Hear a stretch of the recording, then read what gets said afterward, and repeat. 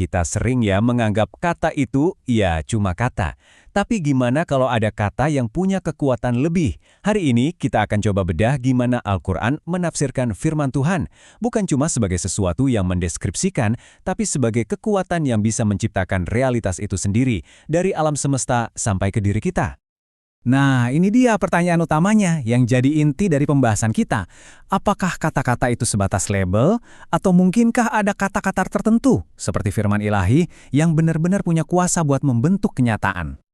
Oke, untuk mulai menjawab itu, kita lihat dulu sebuah gambaran yang luar biasa banget dari surah Fatir, sayap malaikat.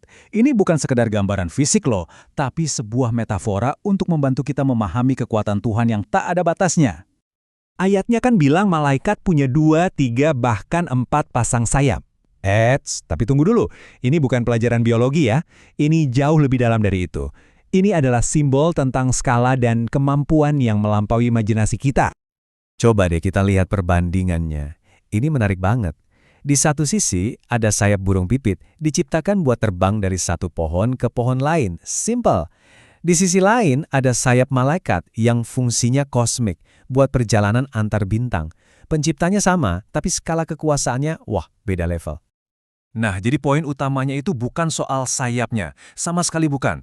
Tapi apa yang diwakili oleh sayap itu, yaitu kemampuan Tuhan untuk menciptakan dalam skala apapun, untuk tujuan apapun. Ini menegaskan inti ayatnya bahwa kekuasaannya itu absolut, tanpa batas. Oke, kalau kekuatannya itu tunggal dan mutlak, buktinya apa dong? Nah, menurut tafsiran surah Al-Isra, jawabannya itu ada di mana-mana, di sekeliling kita, dalam harmoni alam semesta itu sendiri. Coba deh, kita mainkan skenario di kepala kita. Gimana kalau penciptanya ada banyak? Logikanya gimana? Pastikan mereka bakal, rebutan kekuasaan kan? Saling bersaing. Dan ujung-ujungnya, kekacauan kosmik. Tapi, coba lihat sekeliling kita. Apa yang kita lihat itu kekacauan? Enggak kan? Justru sebaliknya, harmoni yang sempurna banget. Semuanya, dari galaksi yang begitu luas sampai serangga terkecil, semua bergerak dalam sebuah keteraturan. Mereka semua seolah menjadi saksi bisu akan adanya satu kekuatan tunggal.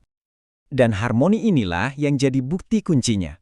Keteraturan alam semesta yang begitu presisi ini seolah-olah nunjukin ini semua berasal dari satu kehendak, satu pencipta yang menyatukan segalanya.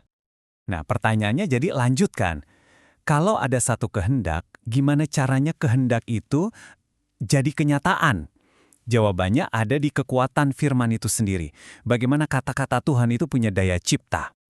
Oke, untuk ngerti kekuatan Al-Quran, kita harus paham dulu konsep kalam.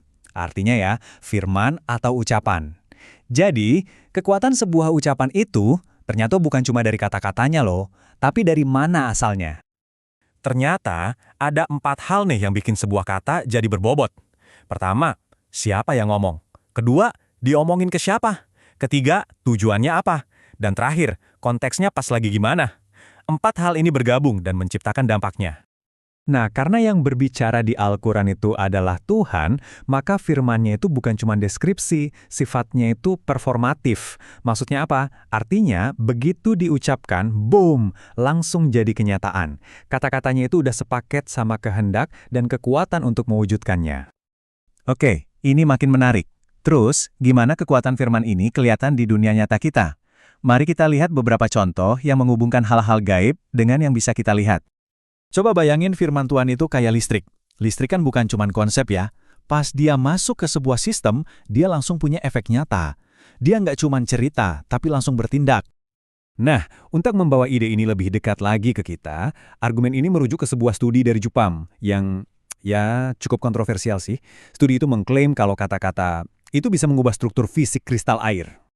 Logikanya begini, kalau kata-kata bisa mempengaruhi air, dan kita kan sebagian besar isinya air, sekitar 70%. Berarti pikiran dan niat kita juga bisa punya dampak ke fisik kita dong. Nah, ini nyambung banget sama gagasan kuno tentang fisiognomi.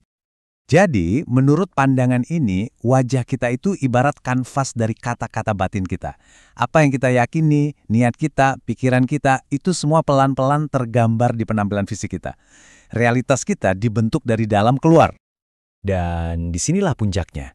Cara berpikir ini menghubungkan sesuatu yang abstrak, kayak iman, dengan hasil yang sangat nyata, Contoh paling gampangnya, gimana keyakinan seorang pasien buat sembuh ternyata bisa beneran mempercepat proses penyembuhannya.